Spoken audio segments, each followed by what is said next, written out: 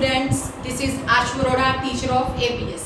Yes students, आज की इस वीडियो में हम लोग डिस्कस करने वाले हैं 11th chapter of +2 that is the marketing management. Okay बच्चों, यस सबसे पहले हम ये जानेंगे what is the market. Okay, markets are considered to be an indispensable part of our daily life, clear, and it is a source from where we obtain various goods and services to fulfill the varied needs and needs.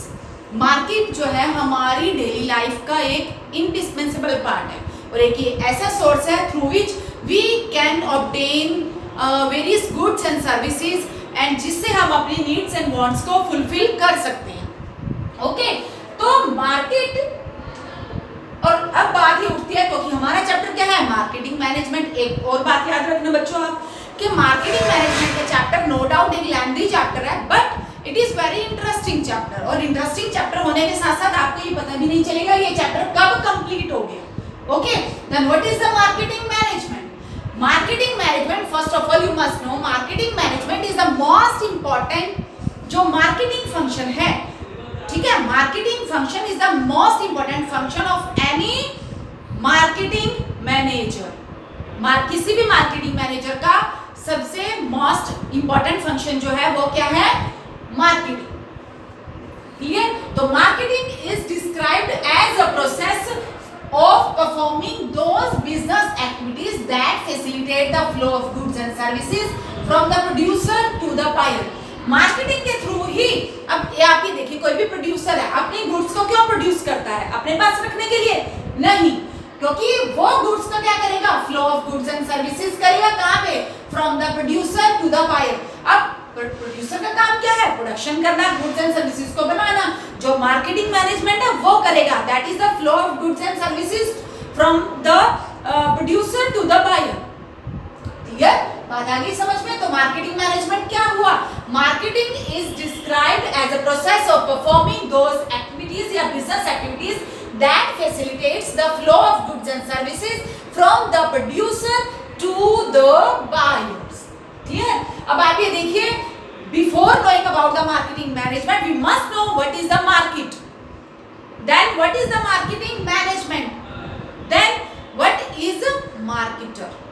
हम ये तीनों concept पहले समझेंगे कि market क्या होती है, marketing management क्या है, फिर मार्केटर क्या है। ओके, तो हम इस पूरे चैप्टर में ओवरऑल हम क्या स्टडी करने वाले हैं, मार्केट क्या होता है, मार्केटिंग मैनेजमेंट क्या है, मार्केटर क्या होता है, and what is the relation between the marketing and the selling. Okay, हाँ जी, व्हाट इज द मार्केट? आगे देखिए, मार्केट लैटिन वर्ड, जो लैटिन लैंग्वेज है, लैटिन लैंग्वेज में मार्केट को जो है मार्केटस बोला जाता है, which means a place of trade where buyers, where business is carried on. What is the market? This has derived from the Latin word that is the marketus, which means a place of trade where business is carried on. A place of trade where business is carried on. Okay, and market according to the traditional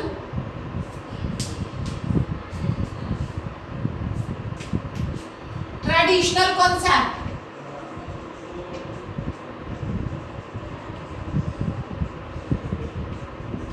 In simple words, if we can understand the meaning, how, अभी हम कैसे इसका meaning को समझ सकते हैं? देखिए, market क्या होता है? Market is a place where buyers and sellers meet to fulfil their needs. Buyer want to buy the product and seller wants to sell the product in terms of monetary terms में वो अपने product की value को पाना चाहता है। Clear? तो market एक ऐसा प्लेस है। तो ट्रेडिशनल कॉन्सेप्ट क्या कहता है मार्केट का? Market refers to a place where buyer and seller gather to enter into transactions involving the exchange of goods and services. Market एक ऐसा प्लेस है जहां पे बायर और सेलर इकट्ठे होते हैं और एक ट्रांजैक्शन में इन्वॉल्व होते हैं। वो ट्रांजैक्शन क्या है? Exchange of goods and services. Exchange of goods and services, I have told you, buyer wants to buy the goods and seller wants to sell the goods in किसके बदले में, किसके बदले में, यस मनी के बदले में, मॉनेटरी वैल्यू के बदले में। क्लियर? तो वो हो जाता है एक्सचेंज। बायर गुड्स ले लेगा और अपनी वैल्यू जो है गुड्स की इन टर्म्स ऑफ मनी वो पे कर देगा सेलर को। This is the traditional concept of market, sorry, ठीक है। एंड उसके बाद हम देखते हैं कि market can be categorised into different groups. How can be categorise the market? Yes, on the basis of location. Market कैसी हो सकती है हमारे प्रोडक्ट की? नेशनल मार्केट भी हो सकती है और इंटरनेशनल मार्केट भी हो सकती है। And on the basis of product, कैसा प्रोडक्ट हो सकता है? जैसे कि क्लॉथ मार्केट हो सकती है या वेजिटेबल मार्केट हो सकती है। प्रोडक्ट के बेस पे क्लॉथ मार्केट में सिर्फ कपड़ा बिकेगा, वेजिटेबल मार्केट में वेजिटेबल बिकेगा, एंड फ्रूट मार्केट में ओनली फ्रूट बिकता है, ठीक है। और अगर आप और भी उठा लो, जैसे कि ग्रोसरी वाली मार्केट होती है, वहां पे सिर्फ ग्रोसरी की आइटम्स ही सेल होती हैं, like that. Next is on the basis of volume, volume के बेस पे wholesale market and retail market. Next is on the basis of the types of the buyer, buyer किस type के हैं market में? Industrial market and consumer market. Industrial market जो industries में use होने वाला प्रोडक्ट रॉ मटेरियल है। Next is the consumer market, means अगर ऐसे प्रोडक्ट है जो जिसे कंज्यूमर डायरेक्ट ही यूज करते हैं, that is the consumer market. So on the basis of these categories we can categorise the market. Clear? Next is the market. Yes, we have done the traditional concept of market. Yes, we must know what is the modern concept of market so that we can do the comparison. Clear? Market according to the modern concept. Yes, what is the market according to modern concept? Market refers to a set of actual and potential buyers of a product or service. Yes, what is the market? Market is a set of actual and potential buyers. No doubt, our product is purchased by the consumers at this time, but what is the demand of that product? What will be the demand of that product in the future? So we must know about the potential buyers. Then what is the market? Market refers to a set of actual and potential buyers of a product or the service. हमें सिर्फ ये नहीं जानना कि हमारा product आज की date में कितने बायर्स परचेज कर रहे हैं, but we must know what will be the demand of our product in the future. We must know who या how many will be our potential buyers. Clear? So this was the traditional and modern concept of market, and the market can be categorized on the basis of these groups. Clear? उसके बाद हम करते हैं हमारा second concept जो हमने समझना है, that is the marketing management. Marketing management हम एक जनरल लैंग्वेज में समझ चुके हैं कि marketing is the described as a process of performing those business activities that facilitate the flow of goods and services from producer to consumer या to buyer. Okay, then marketing की definition वो तो था marketing management. Clear? तो हमने marketing भी तो समझना है ना, what is market and what is marketing. What is marketing? According to Philip Kotler, what is marketing? Marketing is a social process by which individual groups obtain what they need and want through creating offerings and freely exchanging. Clear? Marketing क्या है? It is a social process. Social process क्यों है? Because buyers and sellers meet socially. तो social process है.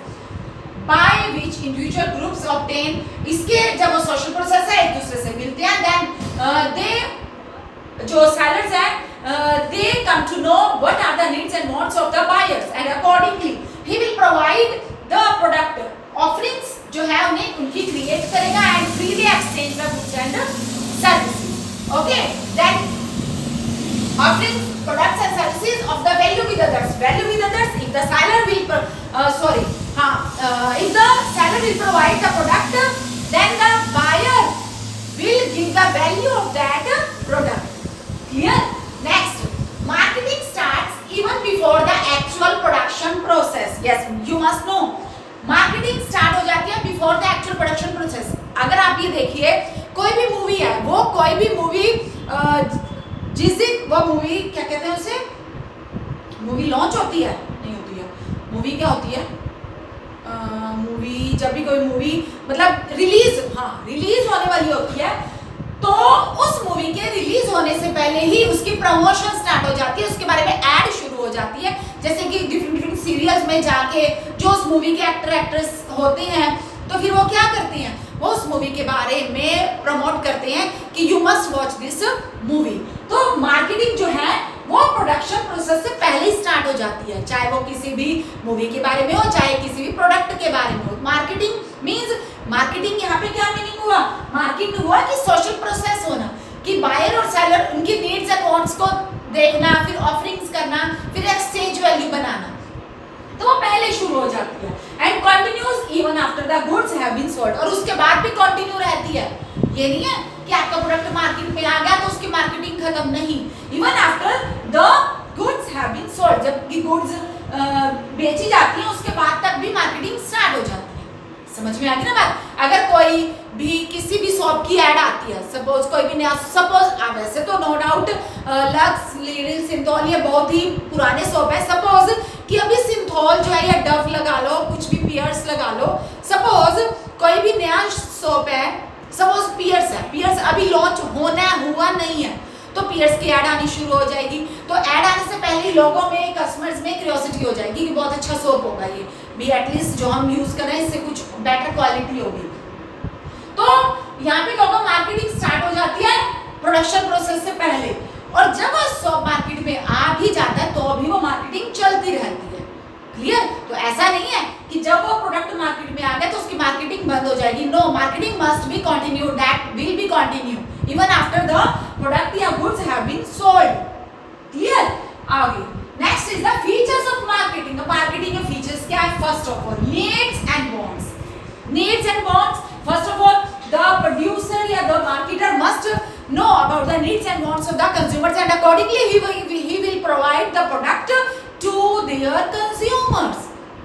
Like अगर जैसे एक mobile company है, mobile company knows very well कि what the college boys wants the features in the mobile, and accordingly they will give those features in the mobile so that the demand of their mobiles must go on, जिससे कि demand उनकी बढ़ जाए। अगर, क्योंकि आज की date में जो कॉलेज बॉयज है, मोबाइल्स, कोई ही ऐसा कॉलेज बॉय होगा जिसके पास मोबाइल नहीं होगा, ठीक है। तो अब मोबाइल कंपनी को पता है कि उनके मोबाइल्स की डिमांड बढ़ सकती है, इंक्रीज हो सकती है अगर वो फीचर्स डाल देंगे मोबाइल में जो कॉलेज बॉयज को अच्छे लगते हैं, जो उन्हें चाहिए। क्लियर। तो उनकी नीड्स एंड वांट्स के अकॉर्डिंग जो है वो प्रोडक्ट क्या करती है, लॉन्च करती है, बनाती है। Next, creating a market offering. Creating a market offering, market offering का यहाँ पे क्या मीनिंग हुआ?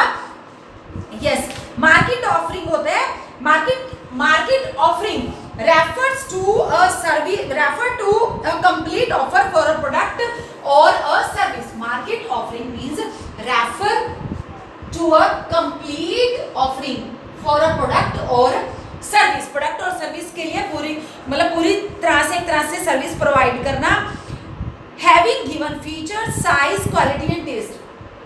क्लियर बात होगी ना, समझ में क्लियर हो गया ना। यहाँ से क्रिएटिंग अ मार्केट ऑफरिंग मतलब मार्केट ऑफर में हम क्या करेंगे कि हम किसी भी प्रोडक्ट के बारे में कंप्लीट नॉलेज देंगे कि उसके क्या क्या फीचर्स हैं, क्या क्या साइजेस हैं, क्या क्या मतलब टेस्ट के अकॉर्डिंग है, और from which location you can by the product. ठीक है, ये सब है। सपोज कि आपने लॉन्च किया है अपनी cotton shirt is of medium size and full size, small size, ठीक है। और आप लोगों ने किया कि this shirt is of 3000 rupees एंड जो online purchasing and you can the delivery you must get within 2 days। Clear. This is the market offering कि आप अपने प्रोडक्ट की या गुड्स की सर्विसेज प्रोवाइड कर रहे हो उसकी प्रॉपर नॉलेज के साथ कि टेस्ट डिमांड के अकॉर्डिंग है। मीन्स प्रोडक्ट का सर्विस, प्रोडक्ट और services having the given features, क्या क्या फीचर्स हैं उसमें, and like size, quality, taste etcetera at a certain price available at a given outlet और अ लोकेशन। क्लियर। उसके बाद है कंज्यूमर वैल्यू। यस, समटाइम्स क्या होता है कि you must know what value the consumers can pay. Consumers कितनी value पे कर सकते हैं, एंड कंज्यूमर्स तो वैल्यू पे करेंगे if you are giving the satisfaction या features that the consumers want in the particular product, then the consumers are मतलब हमेशा ही वो क्या करते हैं कि हमेशा वो प्रिपेयर रहते हैं to give the value of that product. ठीक है, the consumers will prepare to give the value of that product. तो कंज्यूमर वैल्यू में क्या होगा, इफ यस आप ये देखिए एप्पल का जो लेटेस्ट फोन आया है वो कितने का है, 1,20,000 का. ठीक है, बिकॉज एप्पल है, नेम एंड फेम है. It gives satisfaction, it gives satisfaction to the consumer. So after paying the 1,20,000 for that phone, the consumer will automatically get the satisfaction. ठीक है, तो ये कंज्यूमर वैल्यू होती है कि आपको ये देखना है कि आपका कंज्यूमर कितना पे कर सकता है. Accordingly you will launch the product. Clear, Apple अपने आप में एक नेम एंड फेम है, तो अगर आप उसके लिए नो डाउट और it is the best company. ठीक है, तो फिर अगर आप इसके लिए कुछ भी डिमांड करोगे, द कंज्यूमर जो इसकी वैल्यू को समझते हैं, then they will pay. Next is the exchange mechanism. Yes, marketing is the exchange mechanism between the buyer and the seller. Marketing is the exchange mechanism between the buyer and the seller.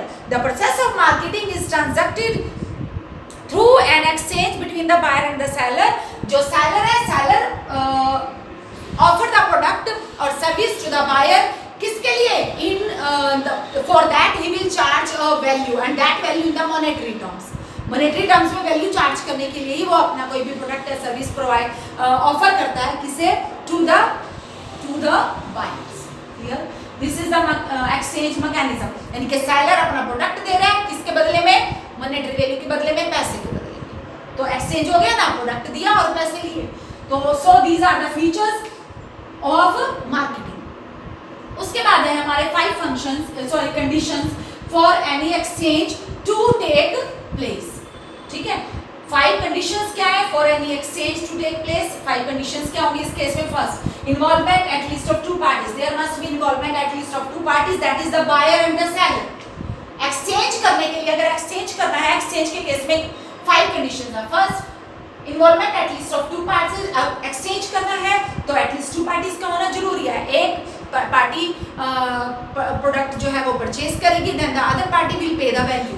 Next, capable of offering something of value to the other. Yes, the first party must be capable of the offering something of the value to the other party. अगर एक party capable है कोई product offer करने के लिए, then the other party must give the value of that product. Next, freedom to accept or reject. 1:5 conditions है ना बेटा इसमें. इसका 1 point है ability to communicate and deliver.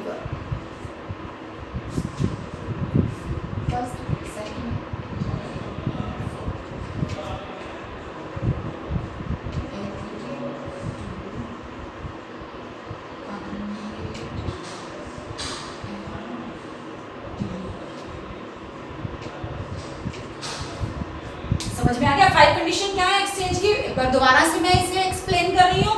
Involvement at least of 2 parties, buyers and sellers. Minimum 2 parties का होना जरूरी है. Capable of offering something of value to the other.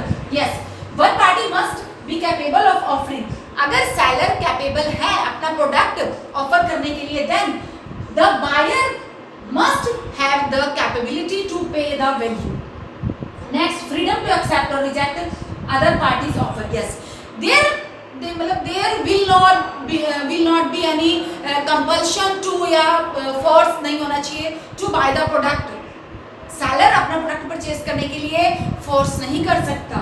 तो फ्रीडम होनी चाहिए टू एक्सेप्ट और reject the other parties offer. समझ में आ गया? जैसे सपोज कि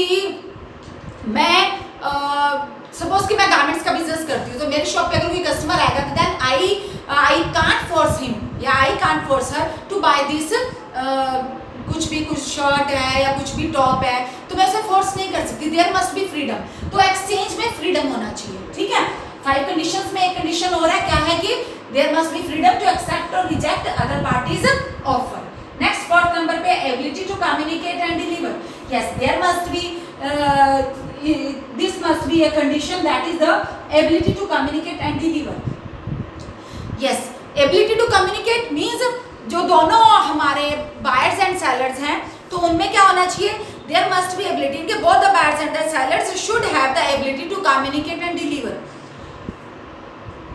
buyer must be able to communicate his demand, ठीक है, टू द सेलर, कि बायर अपनी डिमांड कम्युनिकेट कर सके, and the seller must be able to deliver that product.